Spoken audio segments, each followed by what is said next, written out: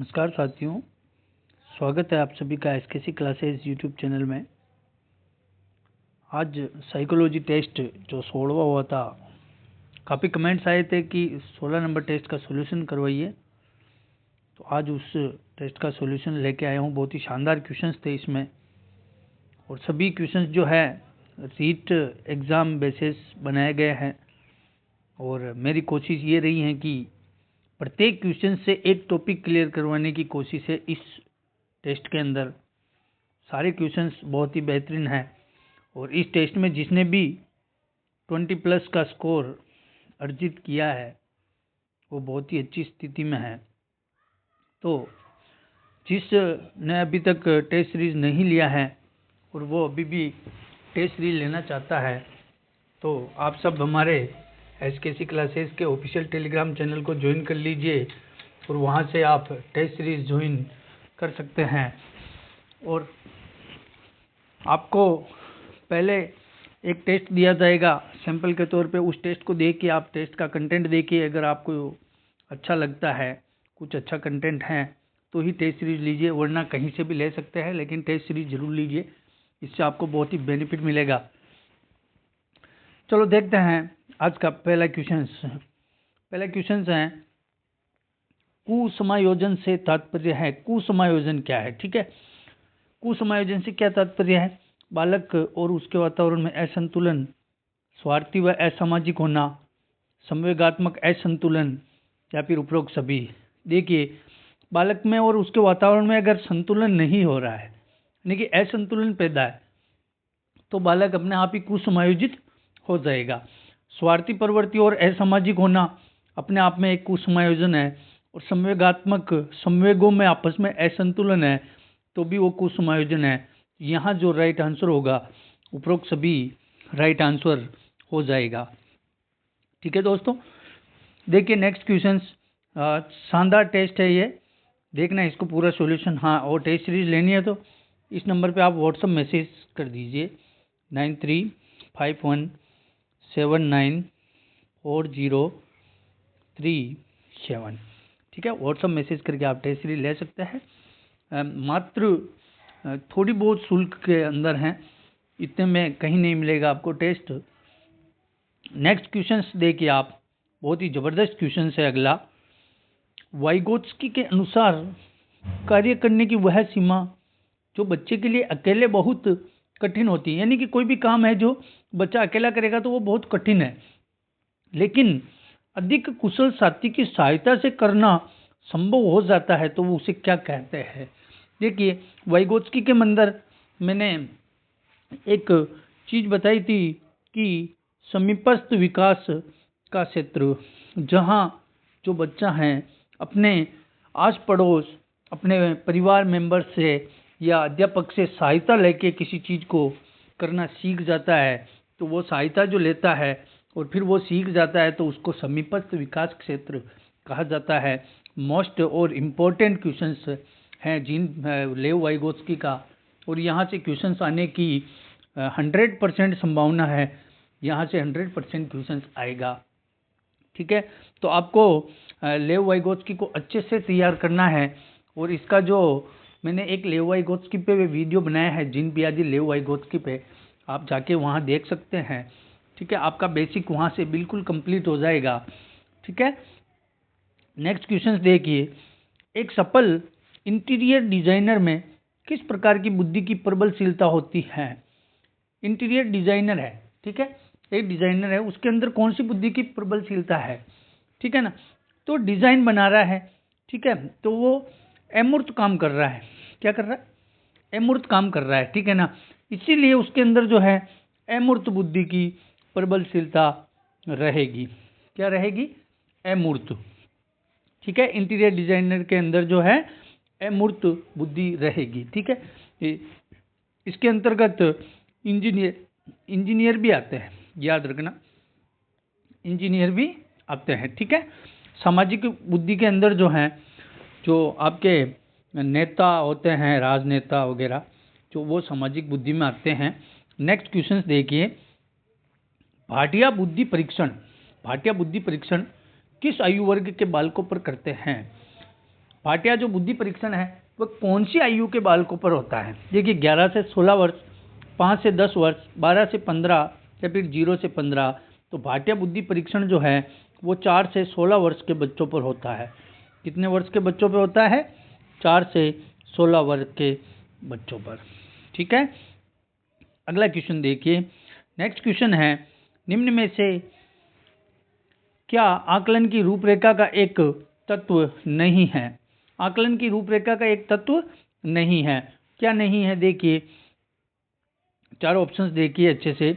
उद्देश्य, विशिष्टीकरण, वैधता या फिर प्रणाली। देखिए उद्देश्य आकलन के अंदर होता है, विशिष्टीकरण भी होता है और वैधता भी होती है, लेकिन प्रणाली जो है ये आकलन की का तत्व नहीं माना जाएगा, प्रणाली। ठीक है दोस्तों, तो यहाँ शानदार क्वेश्चन आकलन से क्वेश्चन आता है, एक क्वेश्चन आकलन से, मूल्यांकन से, ठीक है, वहाँ से क्वेश्चन पुटअप होता है, तो लगभग आकलन से ही क्वेश्चन आता है। नेक्स्ट क्वेश्चन देखिए, कौन सा कथन सही नहीं है? ठीक है, कौन सा कथन सही नहीं है? वृद्धि रेखीय होती है, बिल्कुल वृद्धि रेखीय होती है, या तो ऐसे होती है या ऐसे होती है। ठीक है, वृद्धि जो रेखीय होती है। ठीक है, नेक्स्ट देखिए, विकास वर्तुलाकार होता है, बिल्कुल विकास वर्तुलाकार होता है, ऐसे होता है। कैसे होता है? ऐसे, यानी कि ये इसको समायोजित एकीकृत प्रक्रिया होती है। ठीक है, विकास आंतरिक होता है, बिल्कुल इंटरनल होता है। वृद्धि चेतन मन के परिणाम स्वरूप होती है।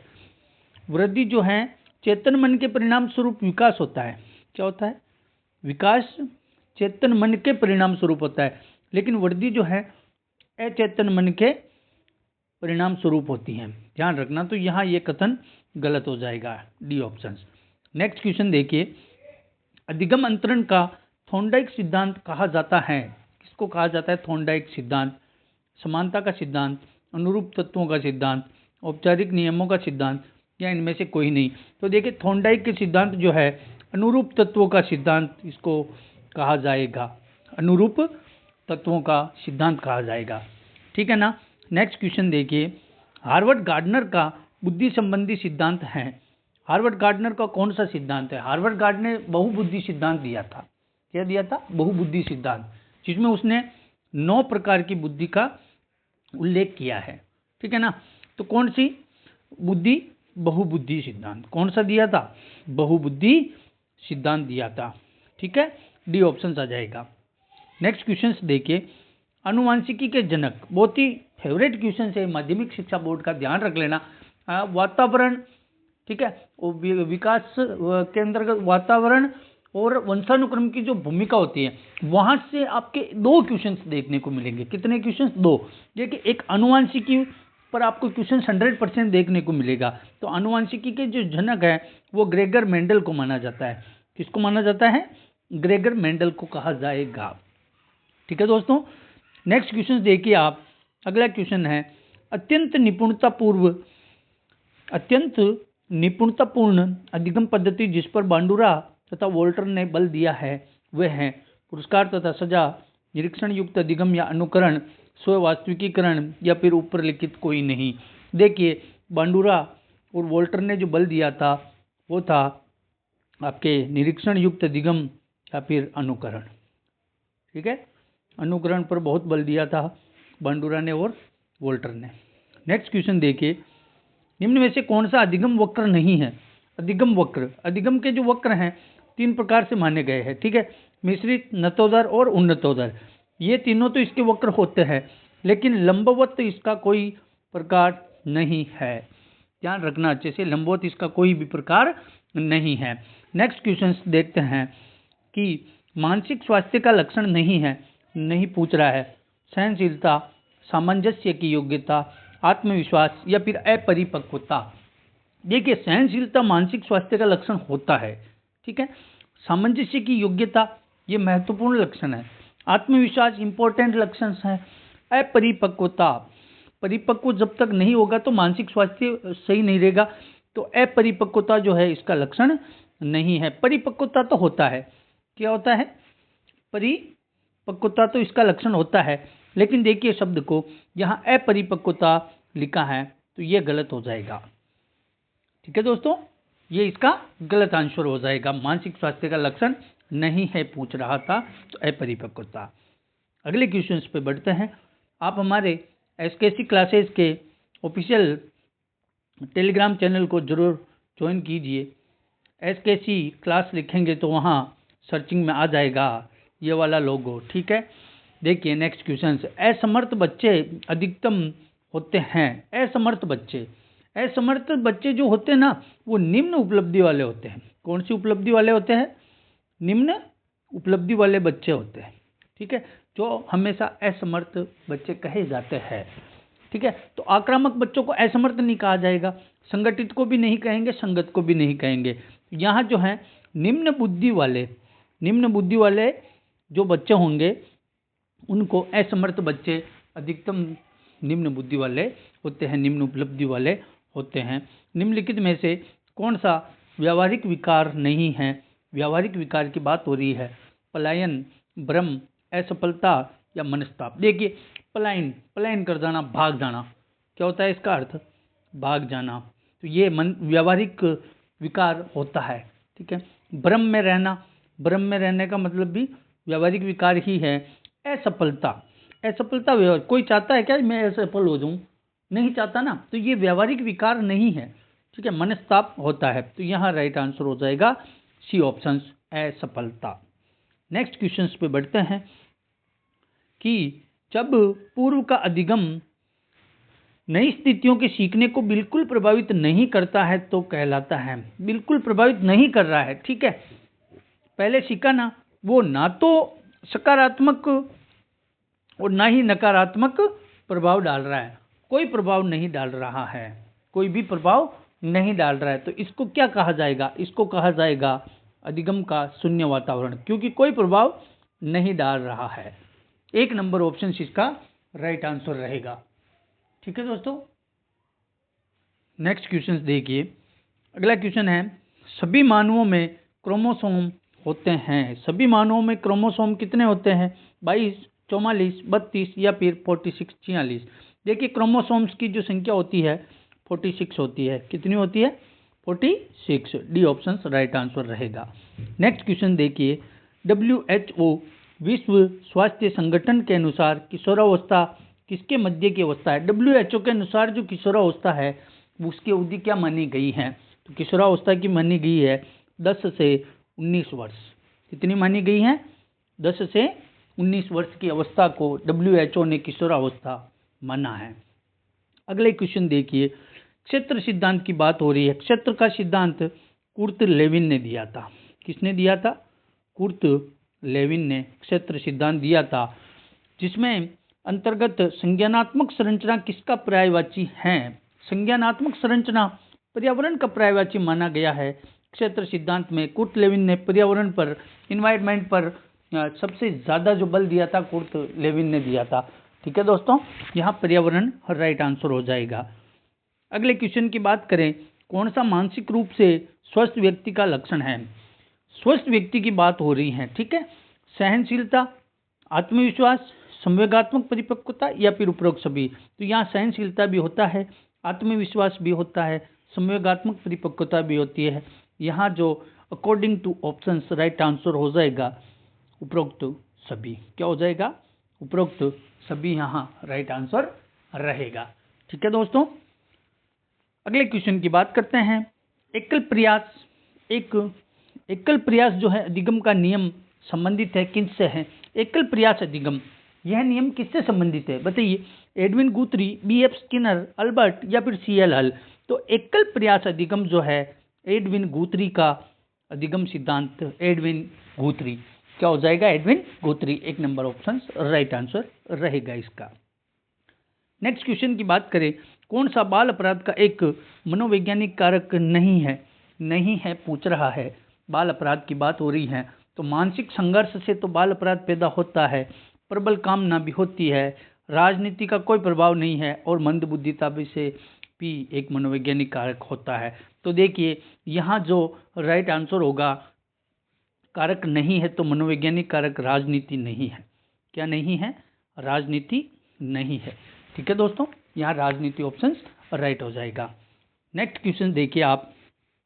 अगला क्वेश्चन है, निम्न में से कौन सी अवस्था में शारीरिक विकास की दर सबसे धीमी गति से होती है? शारीरिक विकास की दर सबसे धीमी गति जो होती है वो बाल्यावस्था के अंतर्गत होती है।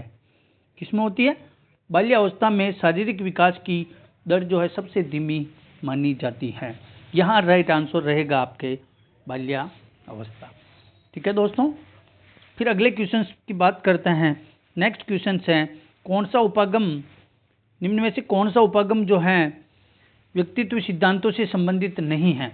कौन सा उपागम व्यक्तित्व सिद्धांतों की बात हो रही तो उनसे संबंधित नहीं है? शील गुण उपागम, प्रकार उपागम, मानवतावादी उपागम या एक तंत्रात्मक उपागम? तो देखिए, व्यक्तित्व सिद्धांतों में संबंधित नहीं है तो वो नहीं है एक तंत्रात्मक उपागम। क्या राइट आंसर हो जाएगा?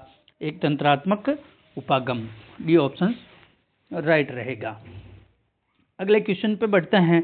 अगला क्वेश्चन है ADHD। काफ़ी बार ये क्वेश्चन करवा चुका हूँ मैं, ADHD वाला। मुझे नहीं लगता कि किसी का भी ये रॉन्ग हुआ होगा, सभी का सही होगा, क्योंकि ADHD पर बहुत सारे क्वेश्चंस बनते हैं। लेकिन 99% में अगर ADHD पर क्वेश्चंस बनता है तो वो यही बनता है कि इसका अर्थ क्या है।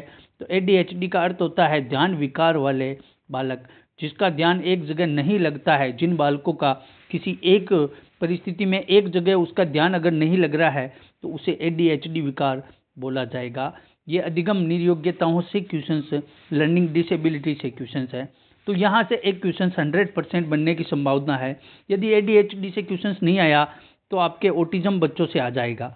किससे आएगा? ऑटिज्म से आ जाएगा। ठीक है ना, दोनों से एक क्वेश्चन से 100% आता है, ध्यान विकार वाले बालक। नेक्स्ट क्वेश्चन देखिए आप कि जीन पियाजे के संज्ञानात्मक विकास सिद्धांत के अनुसार संवेदी क्रियात्मक अवस्था होती है। संवेदी क्रियात्मक अवस्था जो जीन पियाजे की प्रथम अवस्था मानी गई, कौन सी अवस्था है? प्रथम अवस्था इसको कहा जाता है। तो प्रथम अवस्था की जो अवधि होती है वो जन्म से 2 वर्ष होती है। कितनी होती है? जन्म से 2 वर्ष होती हैं। ठीक है, और दूसरी अवस्था होती है इनकी मूर्त संक्रियात्मक अवस्था, तीसरी अमूर्त संक्रियात्मक अवस्था और चौथी होती है औपचारिक संक्रियात्मक अवस्था, जो कि सबसे आखिरी अवस्था मानी जाती है। ठीक है, यहाँ राइट एक ऑप्शन हो जाएगा। नेक्स्ट क्वेश्चन देखिए, पूर्व ज्ञान के आधार पर विषय का परिचय देने के लिए दी जाती है। पूर्व ज्ञान के आधार पर प्रस्तावना, सबसे पहला टॉपिक जो होता है प्रस्तावना ही होता है, और प्रस्तावना जो है हमेशा पूर्व ज्ञान के आधार पर परिचय देने के काम आती है प्रस्तावना। ठीक है, ये राइट इसका आंसर हो जाएगा। नेक्स्ट क्वेश्चन है, कौन सी विशेषता मानसिक विकास की ठोस सक्रिय अवस्था नहीं है? पूछ रहा है। तो वस्तुनिष्ठता, तर्कता, वर्गीकरण या फिर संप्रत्यय रचना। तो ठोस सक्रिय अवस्था नहीं है मानसिक विकास की, तो वो नहीं है, तो वस्तुनिष्ठता। 1 नंबर ऑप्शन इसका राइट आंसर रहेगा। नेक्स्ट क्वेश्चन देखिए, CWSN। CWSN का अर्थ क्या होता है? ठीक है, विशिष्ट आवश्यकता वाले जो बच्चे होते हैं ना, विशिष्ट आवश्यकता वाले बच्चे, उनको CWSN कहा जाता है। विशिष्ट आवश्यकता वाले बच्चों को CWSN कहा जाएगा। ठीक है, नेक्स्ट क्वेश्चन, अगला क्वेश्चन है, सृजनात्मकता से, क्रिएटिविटी से क्वेश्चन पूछा जाता है। सृजनात्मकता मौलिक परिणामों को अभिव्यक्त करने की मानसिक क्रिया है। ठीक है, उपयुक्त कथन किस मनोवैज्ञानिक ने दिया था? मौलिक परिणामों को अभिव्यक्त करने की मानसिक प्रक्रिया है। तो ऐसा कहने वाले थे क्रो एंड क्रो। सृजनात्मकता पे आपको एक तो क्रो एंड क्रो पे और जेम्स ड्रेवर 2 परिभाषा तो ये रहेगी। एक परिभाषा है आपके हरलॉग की। तीनों परिभाषाओं को आप अच्छे से देख लेना, यहाँ से एक क्वेश्चन बनने की 99% संभावना रहती है। तो यहाँ right answer crow and crow हो जाएगा। नेक्स्ट क्वेश्चन देखिए, व्यवहार पर आधारित अधिगम सिद्धांतवादी इस विश्वास को मानते हैं कि, कौन से विश्वास को मानते हैं? व्यवहारवादी की बात हो रही है। ठीक है, तो बालक स्वाभाविक अधिगम करता है, वातावरण व्यक्ति से बदल सकता है। वातावरण कभी व्यक्ति से बदलता है क्या? नहीं, क्योंकि वातावरण से व्यक्ति बदलता है, ये गलत है। सभी प्रकार का व्यवहार सीखा जा सकता है, प्रत्येक व्यक्ति सब कुछ सीख सकता है। देखिए, व्यवहारवादियों ने जो कहा था, ठीक है, उन्होंने कहा था सभी प्रकार का व्यवहार सीखा जा सकता है। क्या? सभी प्रकार का व्यवहार सीखा जा सकता है। ठीक है, ये इसका राइट आंसर हो जाएगा। तो ये आज की क्लास थी। और बहुत ही इम्पोर्टेंट क्वेश्चंस थे सारे के सारे। ठीक है, ऐसी ही टेस्ट सीरीज अपनी चल रही है जिसमें 16 टेस्ट हो चुके हैं। अगर अभी भी किसी को टेस्ट सीरीज ज्वाइन करना है तो व्हाट्सअप मैसेज कीजिए इस नंबर पे। ठीक है, तो वहाँ से आप टेस्ट सीरीज ज्वाइन कर सकते हैं। फीस नाम मात्र की हैं, बिल्कुल जो प्लेटफॉर्म फीस रहती वही रखी गई है। और बाकी आप क्लासें रेगुलर आपकी चल रही हैं, यूट्यूब पे देखते रहिए। और साइकोलॉजी में आपके आराम से 25 क्वेश्चंस आराम से सही हो जाएंगे अगर टेस्ट सीरीजें आप सबने अगर ले रखी है तो। ठीक है दोस्तों, धन्यवाद।